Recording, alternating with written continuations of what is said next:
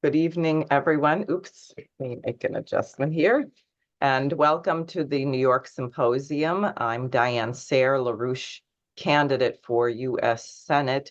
Today is July 19th, and it is the eve of the 55th anniversary of the Apollo 11 landing on the moon, which is something that a lot of people are not thinking about, frankly. And I thought it was particularly important. Hal, could you mute, please? That we discuss this right now because there's just so much instability in the world, and people, I think, were very unnerved, rightly so, by the attempted assassination of former President Donald Trump, who was and is at this moment the leading contender for the U.S. presidency. Now, I just wanted to show something. Oh, everything's gone crazy here. Let's see here. All right, I think this will work. I wanted to share with the audience something that I published on the 4th of July. Let's see here. Yes, here we go. This is available on my website. It's the New Federalist newspaper, the July 4th issue, as you can see up in this corner. And on page 2 is an article dated July 1st. Sayre warns of possible threat to Trump. It begins in the wake of the June 27th presidential debate, where Biden's dementia could no longer be hidden, and the recent Supreme Court ruling granting former President Donald Trump presidential immunity. Well-placed intelligence sources report that the anti-Trump extremists within the U.S. political establishment, and I would say bigger than the U.S., it's international, have become increasingly desperate to prevent Donald Trump's re-election by any means necessary, including possible assassination. And it really is, it's bigger than that. I first began worrying about a threat to Trump at the time that the Slovakian Prime Minister Robert Fico was nearly assassinated on May 15th. He is one of the two rare dissident voices within NATO who has been warning that we are really heading toward a point of no return with the provocations of Russia, allowing Ukraine to use long-range missiles to strike military targets and civilians inside of Russia. And you wonder what kind of response there will be from Russia, and Putin has said there will be a response. I'm sure Americans can imagine that if Russia were giving Canada long-range missiles and Canada was launching strikes near sensitive radar facilities or other targets or hitting civilians on beaches, the United States would have responded long since and would not be nearly as restrained as President Putin has been. So Fico said the obvious, which is that we should cut this out. We're on the brink of thermonuclear war, and was killed supposedly by a lone assassin whose wife happens to be Ukrainian. I think that's a cover story. And the press spoke about Fico in the same terms they often speak about Trump: populist figure, divisive figure. All of these kind of names create the backdrop for a setup to say, oh, it was just a lone assassin. As Scott Ritter said, President Joe Biden referring to an election of Trump as an existential threat to our nation. What does that mean when you're saying that? Does that not mean that people should take extraordinary means to prevent that individual from getting elected? So very dangerous. And then, of course, you had the 75th anniversary of NATO summit in DC, which was much more like a war council. My concern is not merely that we need to do a thorough investigation, which the FBI, the Secret Service, and all of our alphabet soup of intelligence agencies cannot be trusted to do, because it's already been very clear that they have a bias against Donald Trump and a bias against peace with Russia. But not only does there need to be an investigation, but strategic thinkers have to be wondering what comes next. Biden has stated that his mission is the destruction of Russia. That's not happening. Who is running Biden? He's obviously not running himself. What are they worried about? Well, there's a $2 quadrillion dollars gorilla in the room, which is the derivatives obligation bubble, which is going to blow out. And there is a new paradigm coming into being among the BRICS nations and the BRICS Plus, now joined by Iran, the UAE, Saudi Arabia, or I guess Saudi Arabia, I'm not sure if they officially finally joined, Egypt, Ethiopia. And this changes the entire dynamic of the world. What are these people prepared to unleash? Is that why the timing of the October 7th Hamas attack on Israel? Remember, Hamas having been funded and supported by Bibi Netanyahu. Was that part of this scheme? Might we expect something to occur around the visit of war criminal Bibi Netanyahu to the United States? He should really be getting arrested here, since he has been charged with genocide by international courts. But he's coming to address the Congress. What kind of things might occur around that visit? Happily, we got through the Republican convention safely. What about the Democratic convention? So I think we're entering into a period of increasing instability. A strategy of tension is what LaRouche used to call it. It's very dangerous. We can take nothing for granted, and it's very important that Americans not fall into the football game gambling mentality of seeing this as just being about the election. It's just about the election, and it was Biden attacking Trump, and now that would be very dangerous, very small-minded. God forbid any harm should come to Biden or Robert Kennedy Jr. All of these things would have a similarly destabilizing effect. Now, I also wanted to share something else with you, because yesterday I took a little trip. It was more than a little trip, I have to say. It was quite a drive to Rome, New York, and Dave, I'm about to share again, to where they just had a horrific tornado, a major tornado, not a minor one, EF2, I forget, I think that's what they call the number system, winds of 135 miles per hour. This is one of the buildings. There used to be a mural here of Paul Revere. You can sort of make out the leg of the front of the horse. Under here is a car completely covered in rubble. Happily, I think no one was in the car at the time that this struck, but you can imagine the force.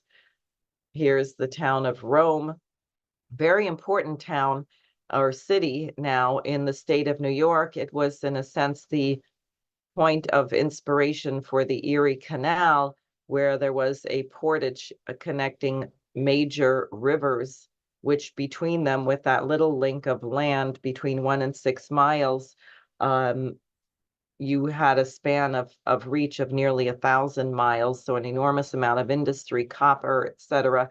You can even see at this picture, the tops of the trees are missing. Here's another car, yeah, EF2 tornado. There I am speaking with a man who actually is involved in the reconstruction efforts. Here's more of the downtown.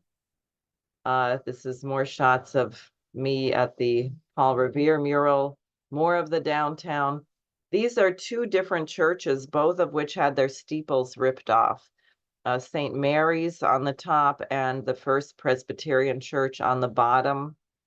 And you could see the First Presbyterian Church on the other side. I don't think I have pictures that show it adequately, but the roof was ripped off, and you see this beautiful copper roof underneath these shingles, I'm sure produced in Rome. Here's St. Mary's. Look at that.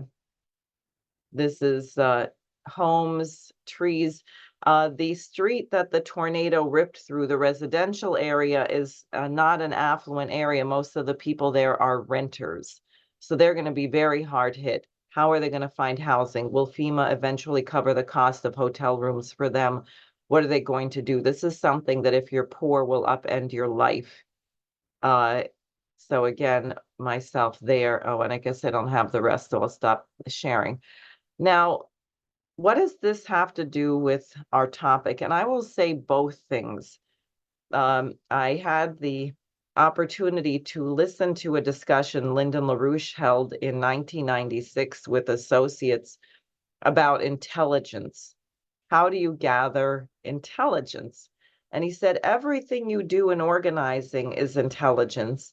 And the key to intelligence is breaking your own axioms, figuring out your blind spots, figuring out what it is that you don't know. And he said, you are making many different points of information, shall we say. He gave an example of someone saying, well, the man obviously murdered his wife. And then you say, well, why do you think the husband is the one who killed her? And the person says, well, because that's the two people I have in mind right now. And then LaRouche said, well, what about the serial killer that's been running around the neighborhood? Oh, gee, I forgot. I didn't take that into account. So suddenly you may have a different hypothesis. What's the commonality between that kind of intelligence, what happened with Trump, and what we saw with the tornado, which we should be able to forecast and perhaps even prevent? It requires a certain kind of faith that the universe is lawful, that things don't happen accidentally, that there is a cause of why things happen one way and not another way. That's very important. And then the kind of humility to ask the right questions and understand how something occurred. And in the case of extreme weather events, space exploration is probably one of the most important areas to pursue so we can understand why things happen here on Earth. So with that as an introduction, I'm going to be quiet and turn it over to my friend and colleague. Well, I have both here, Hal Vaughn, who's joining us from Virginia and who I've known since I got married, both of them actually, and Roger Ham. All of us are veterans of LaRouche's 1988 presidential campaign in New Hampshire, and all of us have a great love of science and space exploration. So I don't know what the two of you worked out. So who's going first? Hal? I think I am. Okay, Hal, take it away. Thank you. I will share my screen and show you the most strategic briefing you could possibly have. Current thinking is that within 5 to 10 billion years, give or take 5 or 10 billion, the sun is going to become a red giant and engulf the Earth. Now, a lot of people use that as an excuse to say, well, why bother? But I think the very fact that we can consider this shows that it might be a good idea to consider what it would take to solve the problem. Do we escape? Do we fix the sun? What do we do? Well, we don't know right now. People do have theories, but I'd say this puts all the other problems in perspective. I think if we handle this, tornadoes won't be a problem, and certainly global warming compared to this is nothing. Anyway, I can cite an authority that this is a good idea to think about, because Back in 2012, Lyndon LaRouche said, if the ordering of species is leading towards necessary developments which must occur before the sun blows up, and then I put in some ellipses, he says, that's the issue. You define man's significance as the question, can mankind outlive the solar system? So thinking big is probably a good idea. Now, not quite as big as that is, how do we get to the moon?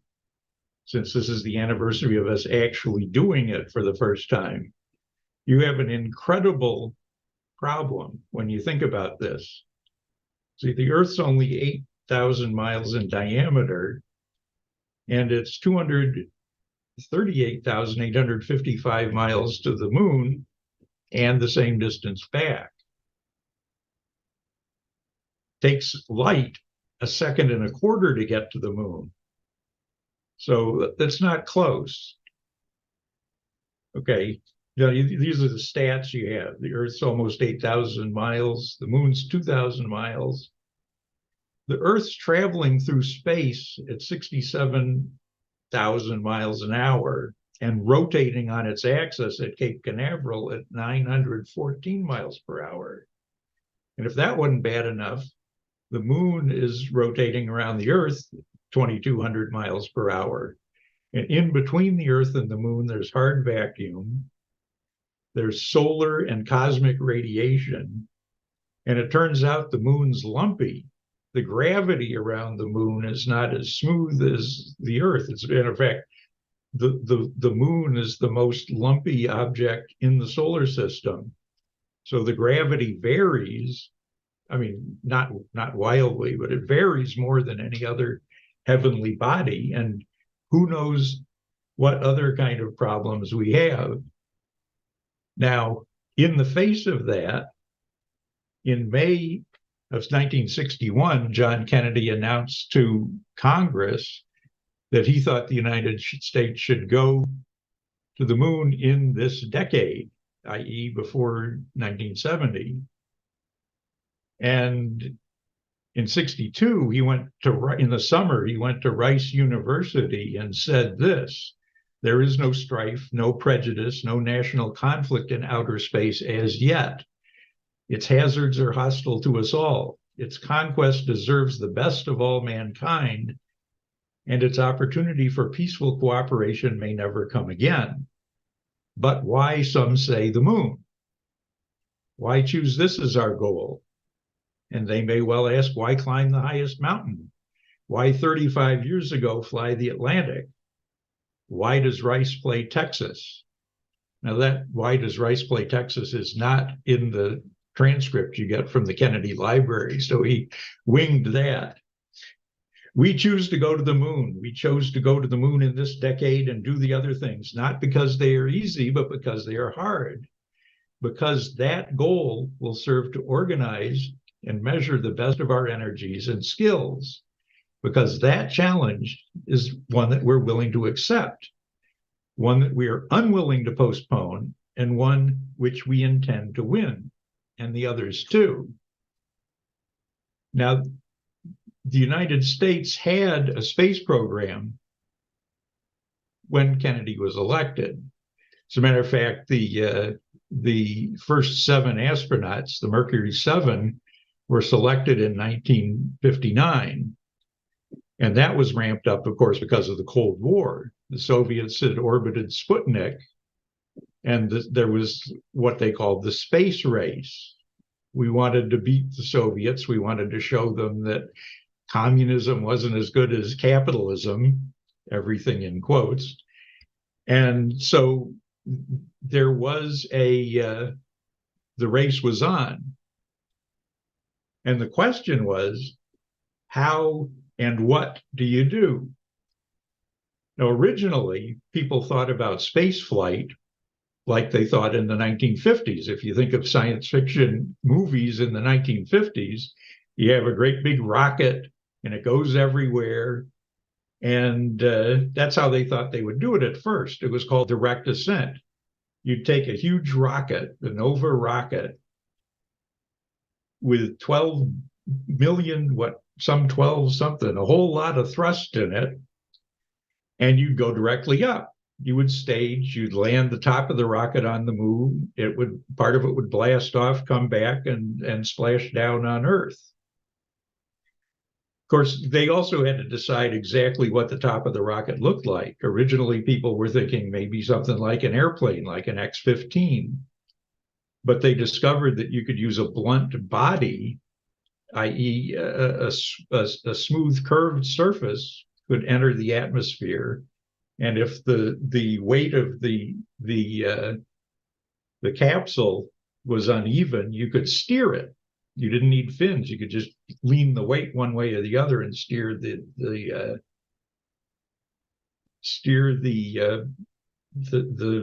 spacecraft. So what they decided was that this direct descent proposal with a 12 million pound thrust rocket needed was not going to be able to be done in the decade that Kennedy had specified. So instead of landing this huge lander on the moon, they were able to land this little teeny weeny 14-foot tall lunar excursion vehicle, as it was originally called.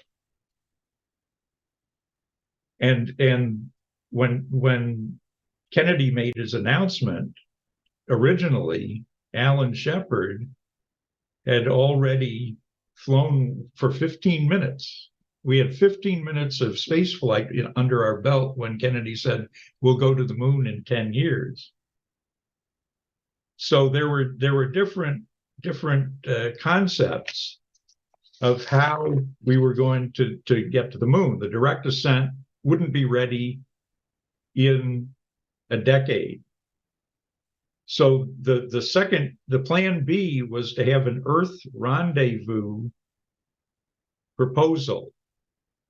They would take something not as big as the Nova, but something the size of what ended up being the Saturn V, launch two of them simultaneously, rendezvous in Earth orbit, take the fuel that was left over in one rocket, pump it into the second rocket, assemble the spacecraft necessary to get to the moon, which would look like this, and then launch it from Earth orbit to the moon, land on the moon, do whatever they wanted to do there, take off and come back and re-enter the Earth's atmosphere. That required a lot of brute force and not much finesse. It was believed at the time that this was still untenable, and so a third choice was announced. The lunar rendezvous. This is a rough profile of that mission. At number one, you lift off the moon, go into orbit. At the appropriate time, you would inject yourself into a lunar trajectory. You would have to then unplug the command module from the rocket, reverse it, pick up the lunar module, pull it out of the rocket, and continue coasting to the moon. You fire a rocket to break into lunar orbit the moon. When we wanted to, two men would descend to the moon. They would land, they would lift off, rendezvous again with the rest of the spacecraft, return to Earth, fire their rocket, and re-enter, splash down, and get picked up. So this required a whole lot of technique, but not as much brute force, which is astounding because the not so much brute force is a lot of force. Let me tell you that. Now, how to get this done quickly? Well, when Kennedy announced that we were going to the moon, we were already flying this. This is the Mercury spacecraft. It had one man. On the back, it has the retro rockets, which stopped it from orbiting, the heat shield, which let it re-enter the Earth without burning to a crisp, the actual capsule where the astronaut was. In the front, you have a parachute and a drogue parachute. And then the number 6 is the escape tower, which was a rocket attached to the capsule that if the main rocket had a problem at launch, like, for example, was going to blow up, they could pull this off of it and save the astronaut's life. This was not big, as you can see. This is a more user-friendly picture of the capsule. And this was what they were flying. They made 6 flights. The first 2, this is what the stack looked like. This is the Mercury capsule and the Redstone. Alan Shepard and Gus Grissom each had 15-minute flights, which basically got them out into the Atlantic Ocean and plopped them back down. They needed a bigger rocket in order to orbit the Earth. So they used the Mercury Atlas for the orbital missions. This was John Glenn, Scott Carpenter, Wally Schirra, and Gordon Cooper all flew this one. Ended up with Cooper orbiting the Earth for days to prove that people could live in space, which was basically the point of the Mercury program. Can you survive in space? Can you actually orbit the Earth? And that's what they successfully proved it. Now, in order to get from where they were to where they needed to be to land on the moon, they flew this. This is the 2-man Gemini capsule, which always orbited the Earth. And it did a lot more things that would be required for the lunar rendezvous mission profile. To wit, they had to prove they could rendezvous. Could you launch a spacecraft and actually find another spacecraft in outer space? Nobody'd done that before. And that was part of what they had to prove they could do. They also had to prove they could dock. Once you launch a spacecraft and find another spacecraft in outer space, can you actually connect them? Because that was required for the lunar mission too. And they flew 20 missions, gathered about 2,000 man hours in space by the time the program was done. This is what the Titan looks like launching. And then we came to Apollo. And this is the stack. If you can unshare, you can see, unshare the screen for a second. You can see I have one in my room. So it's really 365 feet long, but I have a smaller version here. Anyway. So what Apollo is made up of are these components. This is the S1C. This is the first stage. And one of the things they made sure they did for practical and political purposes is they built all the components all over the country. This S1C, the first stage, was built by Boeing in New Orleans. It has 5 engines, 5 F1 engines that use 3 tons of propellant per second. And the fuel they use is kerosene and liquid oxygen. That's because it's going to work in outer space, and you can't just burn kerosene in outer space because there's no oxygen for it to burn. So they have to bring their oxygen with them. Now, the reason they used kerosene was in one sense surprising, because it's not as energetic as liquid hydrogen, which the second and third stage uses. So the question might occur, why would you use kerosene when it's less energetic per pound than liquid hydrogen? And the answer is liquid hydrogen is far less dense than kerosene. That the size of this first stage would have to be much, much bigger if you wanted to use more thrust per pound. So having the thrust per volume in this case was determined to be prudent. This is the size of this thing. Remember, this isn't the Nova rocket. This is the modest sized little rocket that they had to make do with in order to get to the moon within a decade. So all five of these engines have the kerosene and the liquid oxygen pumped into them by turbine pumps. And if you ever seen inside of these, the whole back of the engine is just pairs of little teeny weeny holes all over it. So they pump the rocket fuel and the oxidizer into this at a tremendous rate through little pinholes, and it ignites and takes people up. Now, in the mission profile, this is pretty astounding. This thing was built in New Orleans.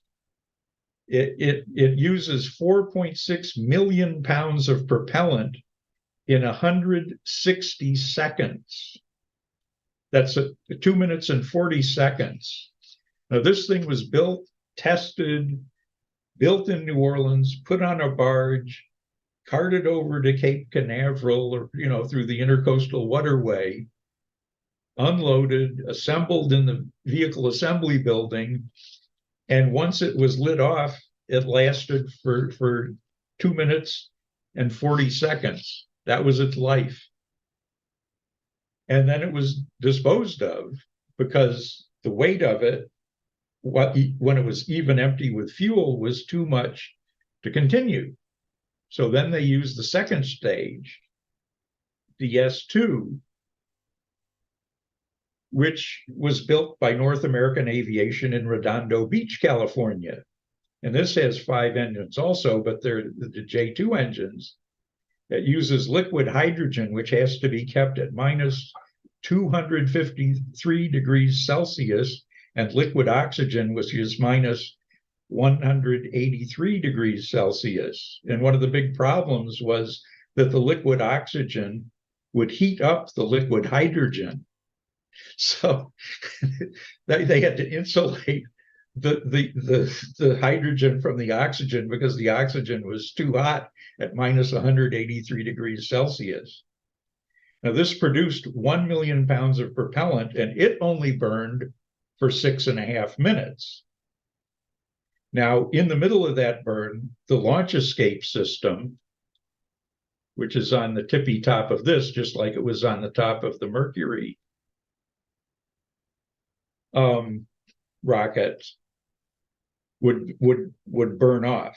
They would jettison it at 3 minutes and 17 seconds into the launch at 60 miles altitude and 200 miles downrange. So in 3 minutes and 17 seconds, they'd already gone 200 miles. And then the third stage would kick in, that's what that is. And this was built by McDonnell Douglas in Huntington Beach, California.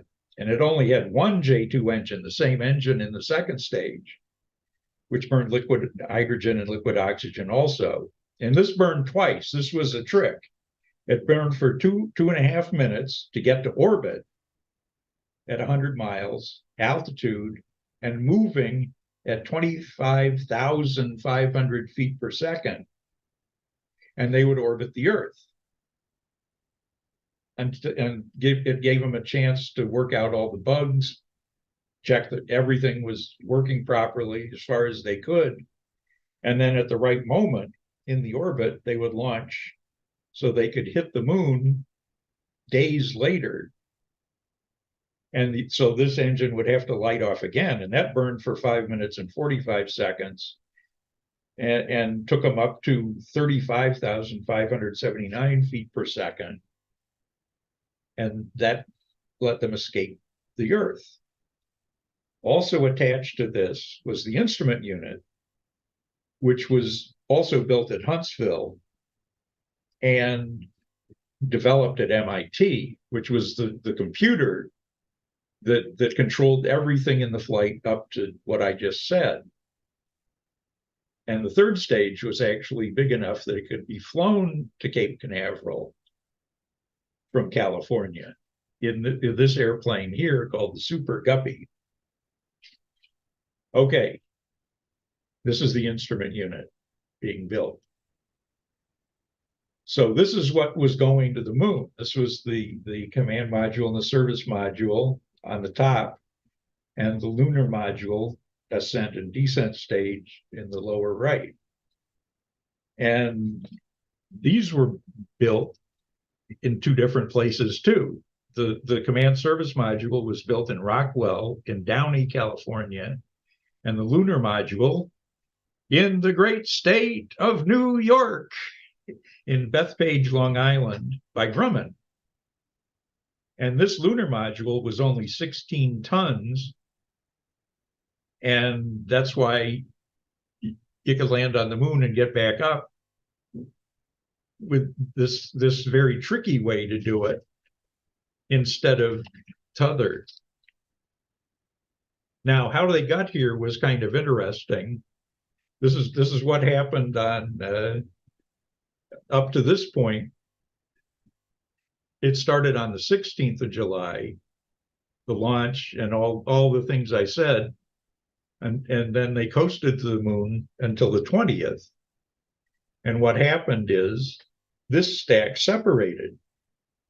The command service module separated from the lunar module. Michael Collins stayed in orbit, and Buzz Aldrin and Neil Armstrong landed this on the moon.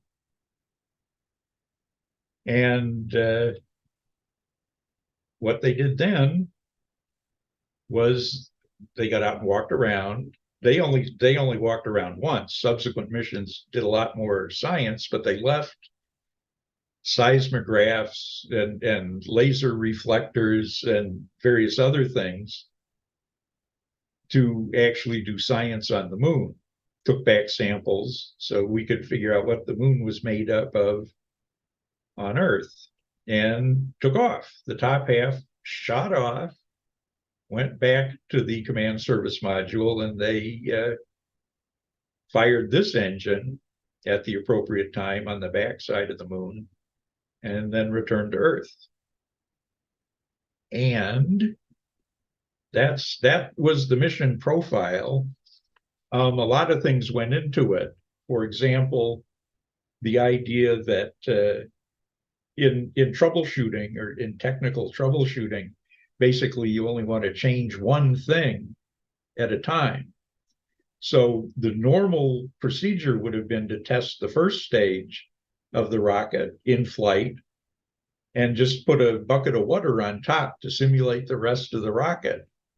And then you'd say, oh, that worked. Okay, we'll put the second stage on and put a bucket of water, a smaller bucket of water on top to simulate the rest of the rocket and do that. What they came up with was a concept called all-up testing, where they said, why test a bucket of water? Let's put the first, second, third stage on and shoot them all off and test them all at once, which was kind of a radical thought, but it worked. And in fact, the third Saturn V that was ever flown took Apollo 8 to the moon, which in itself was a stunning idea. Originally, they were going to fly the command module once, which was Apollo 7, which happened in October of 68, and that orbited the Earth.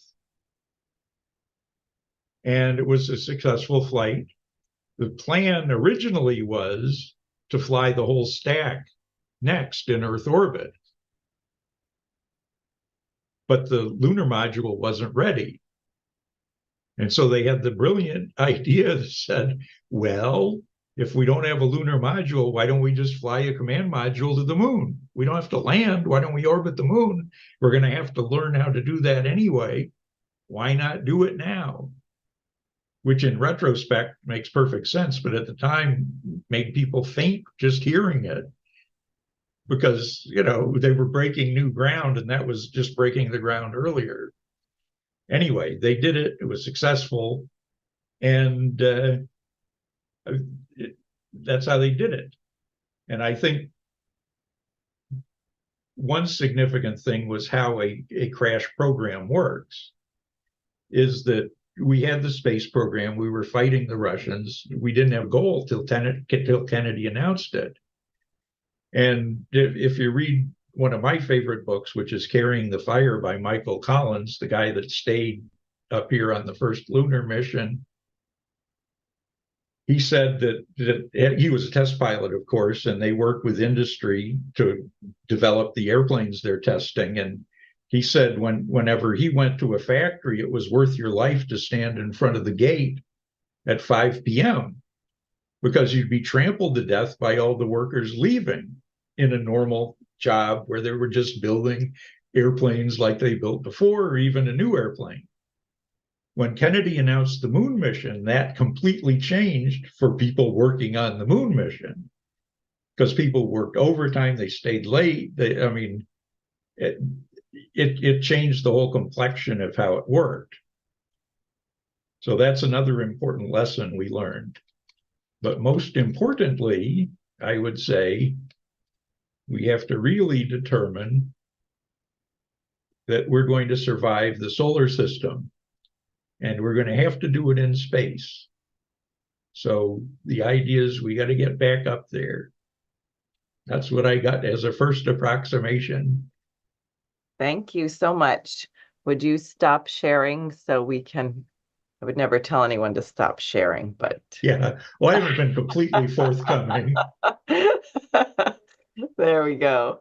So Roger, why don't you go ahead? I mean, I have to just say the first thing that comes to mind when I hear about the speeds and all of the crazy things that they're doing, and they're using kerosene and hide, I'm thinking, who on earth would want to get inside one of those things? What? But okay, Roger, please go ahead. Okay. I want to talk about another aspect of the space program. And you can't really talk about how we got to the moon without talking about Marcia Freeman, who was a friend and colleague who wrote hundreds of articles for the Executive Intelligence Review, Fusion Magazine, who really covering all areas of science, but she had a particular passion for the space program.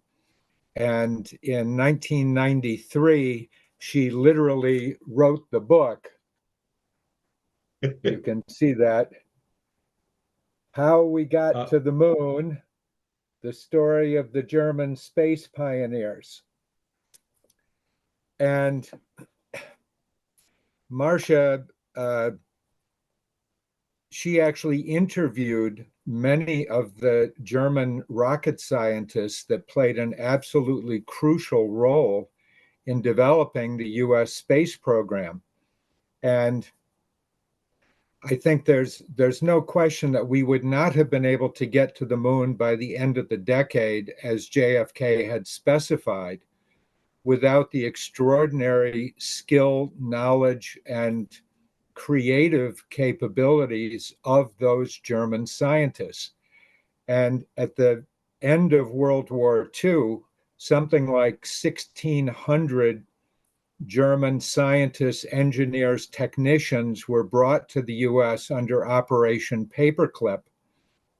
And while there were many objections to having former German scientists involved in anything with the space program, they were crucial. And to appreciate what they did, you really have to understand the very rich scientific and cultural tradition that had developed within Germany over centuries. When I was preparing this presentation, I said, oh, well, maybe I should look up some of the most important German scientists from the 1800s, 1900s. And it's astounding, from Kepler and Leibniz to Schiller and Humboldt, Gauss, Riemann, Einstein, Planck, Bach, Beethoven.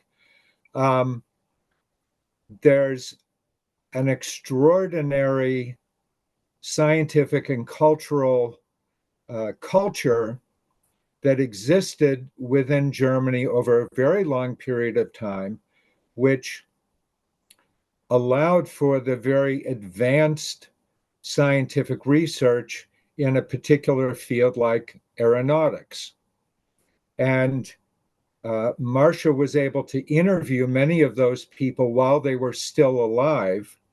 Unfortunately, Werner von Braun, he died in 1977, and he was really the driving force from 1960 to 1970. He was the head of the Marshall Space facility that actually produced the Saturn V that sent men to the moon. He died in 1977. But from her book, there's a whole chapter devoted to von Braun.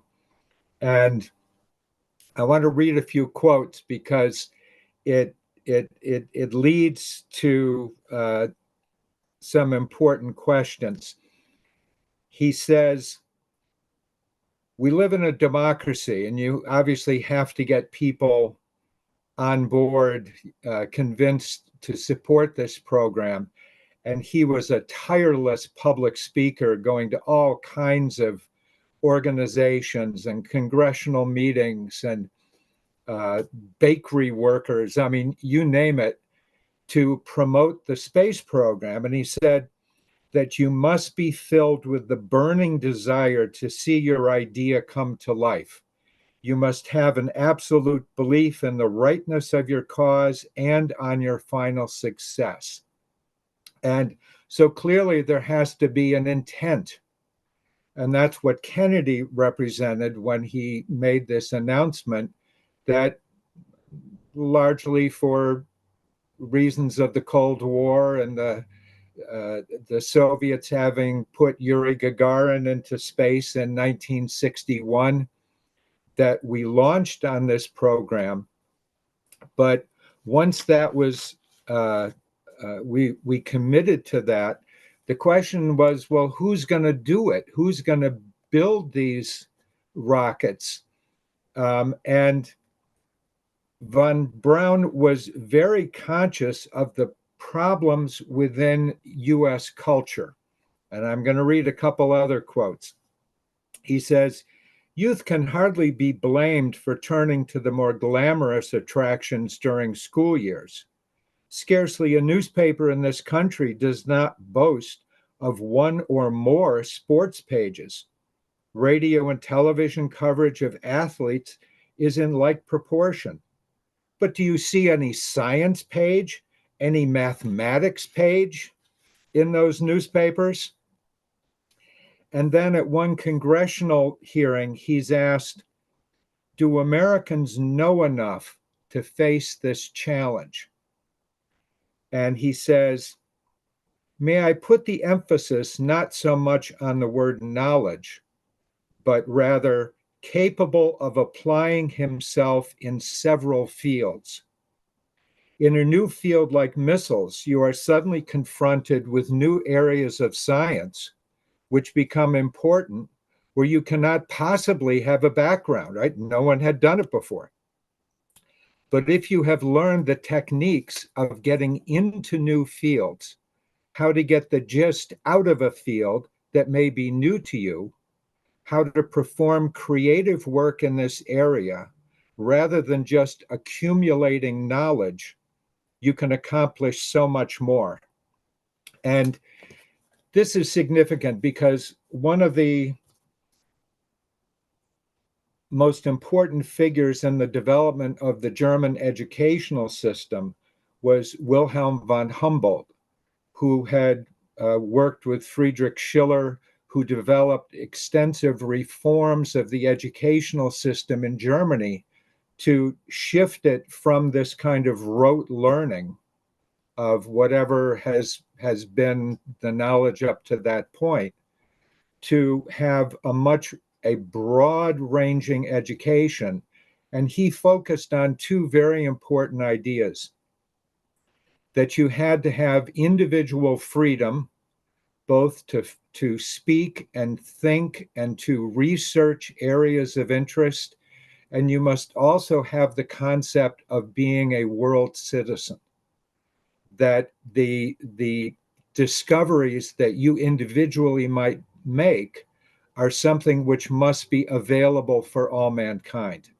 And I think this is clearly reflected in the space program, where, and many people object to the idea of spending money on space because they say, well, where's the profit? Where's the immediate return?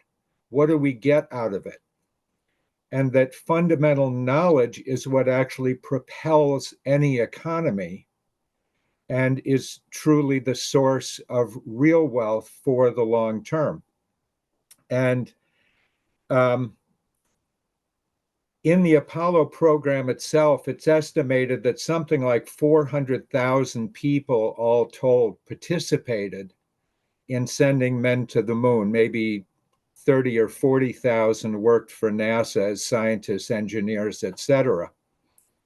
The average age of the people who worked in the control room who sent those rockets to the moon was 28 years old.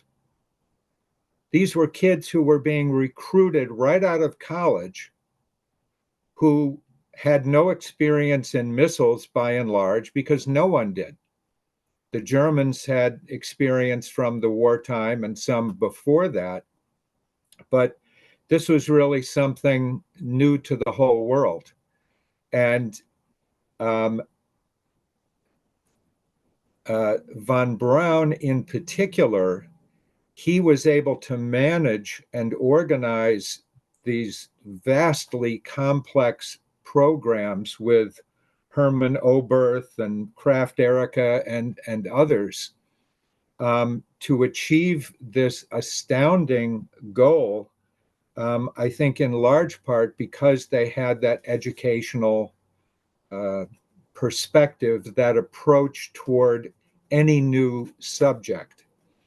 And the other point that I'll make about von Braun is he was very conscious of the fight that he was involved in against all of the zero growth, anti-science ideology that was being spewed out. Remember, at the same time that we were going to the moon, we were also going to Woodstock. We were having the rock, drug, sex counterculture tell you, hey man, forget outer space, just get spaced out. And you had the initiation of the environmentalist movement, which by and large portrayed science and technology as evil, that this was somehow destroying Mother Earth, and we'd be much better off in being in some kind of more primitive state of civilization. So he really railed against that whole outlook continuously in his work, and identified some of these more radical elements. We've often cited the Tavistock Institute, which during the 1960s complained that if the space program continued, there would be 2 scientists for every man, woman, and dog in America. And so he was very conscious of this sort of return to nature cult, as he called it, very rightly. And as we all know, even while we were sending missions to the moon, once we had actually successfully landed on the moon, NASA's budget started being cut. And I think there were, maybe 2 more missions that were originally planned, other than the 6 that actually landed, which were actually canceled. And I can remember Barack Obama saying, hey, why bother going back to the moon? We've been there, done that. And that von Braun and really all of the other people who had participated in Apollo saw this as only the beginning of establishing permanent space station, of establishing permanent base on the moon, for mining, for astronomical investigations, for really building up an industry which could support further space missions, most immediately to Mars, and who knows where else. So, and I would just like to end. Marcia Freeman wrote a brief epilogue in her book, and I'll just read some parts of it. She says, "Where would we be today if we had adopted and followed the space exploration schedule put forward by the German space pioneers during the past 50 years? If after the Apollo program, the United States had implemented the integrated space program outlined by Wernher von Braun and others in 1969, today we would have a settlement on the moon with permanent occupants mining and manufacturing, using telescopes for research, and beginning to build the city, Selenopolis, that Kraft Erika envisioned. Nuclear-propelled freighters would be servicing the growing colony on the moon. A decade ago, this is written in 1993, a decade ago, the first explorers would have landed on Mars. And by 1993, the fifth Mars crew would be leaving Earth to deliver equipment and scientific instruments, as well as consumables to the small Mars colony. What about the Earth? The peoples of this globe, were they able to employ the technologies developed through space exploration, would live very different lives than many do today. A worldwide system of Earth-orbiting satellites and inexpensive ground receivers would make education, cultural programs, and basic medical information available to every citizen of every nation. Now, the internet does, to a significant degree, provide that potential, even if much of it is, for Taylor Swift concerts or something else. Farmers around the globe would have a constant picture of the state and health of his crops, water reserves, weather forecasts, and vastly increased agricultural productivity.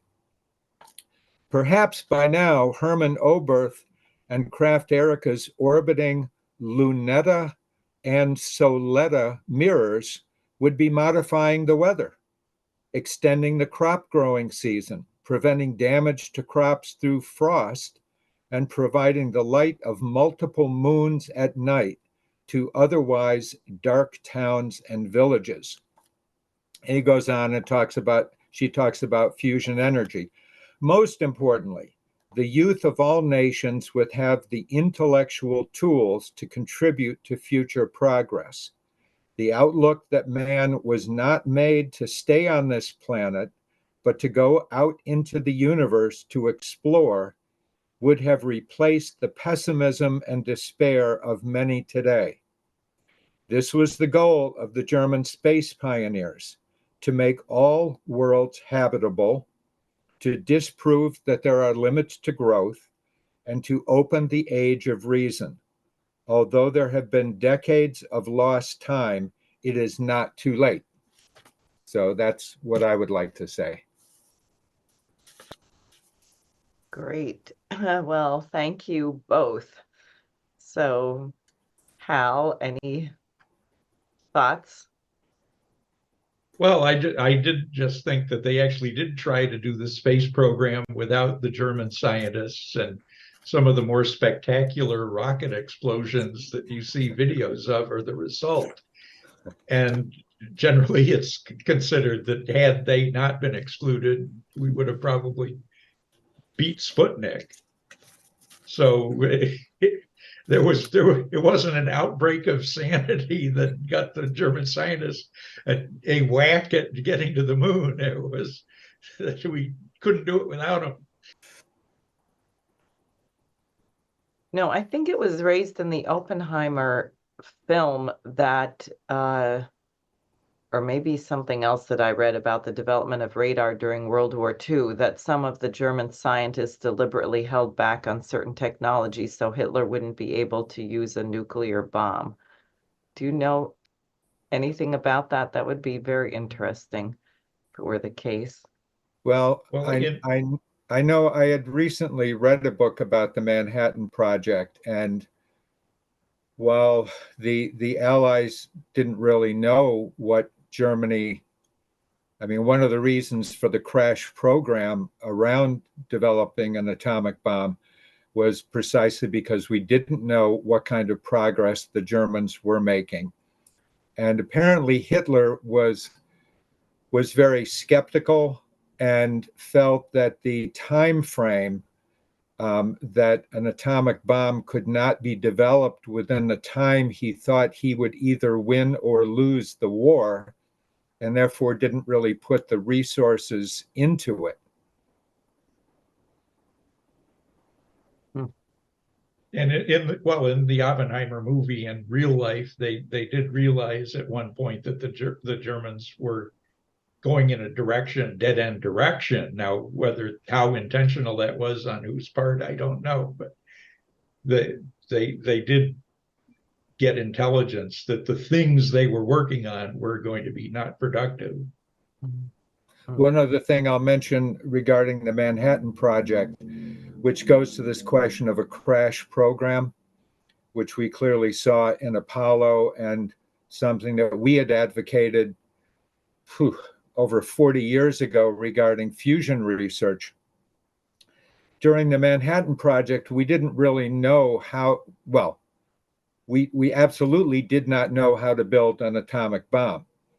The idea had arisen fairly soon after the discovery of nuclear fission that this tremendous release of energy potentially could be used either for the production of energy or as a weapon. But in particular, how to refine and concentrate the fissionable fuel, either uranium-235 or plutonium. We didn't know how to do that. And there were at least 4 different approaches that had been experimented with. Centrifuges is the one that gaseous centrifugation is the one that I guess we're most familiar with. But there were several other experimental methods for trying to concentrate the different isotopes of uranium. And so what they did during the Manhattan Project, they said, build them all. We'll build them all, and one of them will probably turn out to be more efficient, more productive, and we'll go with that, or we'll combine whatever these different approaches are able to produce in terms of fissionable fuel. So under wartime conditions, and I guess, the Cold War qualifies in a somewhat more limited way, but clearly if the intention is there and you recognize that the benefit is going to far outstrip whatever cost it is that you have to commit to that project, that it is quote unquote worth it. And so that's how things get done. And that's the way we need to think again today. One of the engineers or consultants for the MTA that we had been and are still recently in touch with had said that one of the costs people tend not to take into account is the cost of not doing it, like building storm infrastructure. As I was saying about this tornado, I was speaking with one of the men there to restore the electricity, and I said, I really have been advocating for a long time that all these power lines should be underground. And he said, well, that would be really expensive. well, how expensive is it to deal with every time the trees fall on them and everyone loses their food and everything else? What is the cost of not doing it? And in this case, maybe it's a little harder to imagine, except for what you began with, Hal, which is the cost of absolutely everything, because a few billion years from now, if we don't annihilate ourselves in Right. a nuclear war, this planet will not be here. And in a sense, that's really Right. a great puzzle for us. You will have thermonuclear power sooner or later. Right. Exactly. It's You won't have to worry about asteroids, though. right. And I think these are the things that really inspire young people. I mean, certainly thinking of a whole new terrain on Mars or other heavenly bodies, which may be suitable for human life and what it will take to bring life there. And then, of course, what we will learn. There are so many things we take for granted when you say, oh, topsoil, we'll just take a little top. Well, what's in topsoil? How many viruses, how much bacteria, how much fungus, all kinds of things that we know nothing about at all. And if we start trying to terraform a place that doesn't have life, we're going to learn an awful lot about what makes things tick here.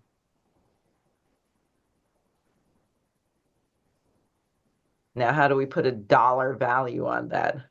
Right. You can't. Yeah, Well, I mean, that go ahead. okay. I'd say they're two. People say, "Oh, that's human nature," but what is human nature? You think of World War II, where give or take 80 million plus people died, and what came out of it? The potential for space flight, and the potential for nuclear power, and the idea that we could throw those two away and basically spit on the dead of World War II by not taking the gift that we got from that horror and making something out of it. It's just, when I was a kid, I couldn't imagine that this would have happened, that we'd be in this situation without, with dribbles of both instead of something robust. So it's sort of a positive and negative spin on it, but the fact that you would get that potential from the horror of World War II shows that the universe is good if you want to act like it.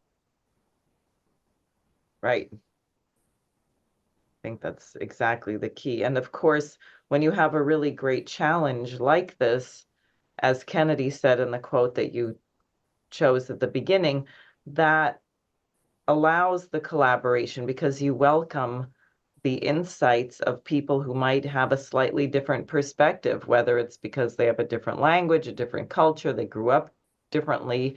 They will bring an insight to bear that you didn't think of before. Right. I would And also both say, Kenneth, your turn.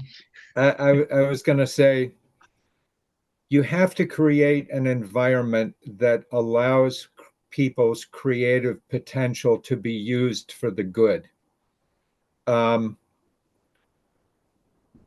It's a sad state that most of the best mathematicians today wind up going to work for Wall Street to invent even more bizarre forms of financial derivatives. Or they go into designing video games or something like that. One of the real, I guess, joys of the space program is that you could have young people who had some kind of interest in science and making a contribution, where there was something that they could participate in that gave their lives this greater meaning. And that is one of the most important functions of government, really, is to create the conditions where the individual citizen is given the opportunity to become a world citizen and to make their own existence have that sort of immortal impact. And today, I can see those same physicists or IT specialists designing better GPS packages for delivering bombs more accurately, somewhere, rather than sending human beings to Mars. So that's one of the greatest crimes against humanity, is simply denying people the opportunity to make their lives meaningful. Which Exactly. is the essence of Lyndon's economics. The government doesn't produce everything. They issue credit to make it worth people's while to do something good. It's sort of like the field of dreams economics. You build it, they will come. Just issue the credit and it'll happen. Allow Yep. the good to happen. Yep. Well, that's what we have to do. I think it's time to wrap up. I'd like to thank both of you. This has been actually quite provocative and inspiring. I was waiting for the people to tell me the earth is flat and we never went to the moon, but no one dared to end that, thankfully. Well, when you blow a soap bubble, it doesn't come out like a pizza. Okay, that's a very good point. So we'll wrap up. And there was a question on the YouTube, and in case Rumble or Facebook viewers don't see those chats, someone asked if I was, what did they say? Can we make a contribution? I said yes, and attached the link, sareforsenate.com/donate. But you can go to sareforsenate.com and do that. So everyone who didn't see that on YouTube, please know the campaign is happy to accept your donations as long as you're a permanent resident or U.S. citizen, and the money will be well spent. And in that regard, I can say that we did with about $80,000 what the only other candidate to get on the ballot, Robert F. Kennedy Jr., did with between $1 and $3 million or maybe more dollars after they fought through all their lawsuits. So if you want to get a good bang for the buck and be happy and do things where you can exercise your genius, then donate and volunteer for the SARE campaign. So thanks very much, and hopefully we will still be around to meet again next week. And in 5 billion years. Yeah, Yes. I think we're safe for a little while. Yes, yes, exactly. One announcement, actually, I should make. Thank you for that extra minute. Monday night, Helga has called for a committee of reason of senior strategic thinkers. A lot of these are veterans or the veteran intelligence professionals for sanity or veterans for peace. There will be such a discussion hosted by my campaign Monday night at 8:30. And if you want information on that, please send an email to sareforsenate.com or info@sareforsenate.com. We can get you the information on that. We'd like as many people as possible to tune in. We have a number of very prominent figures who will be joining us for that discussion already. So thank you both and see you soon. Bye-bye. Good night.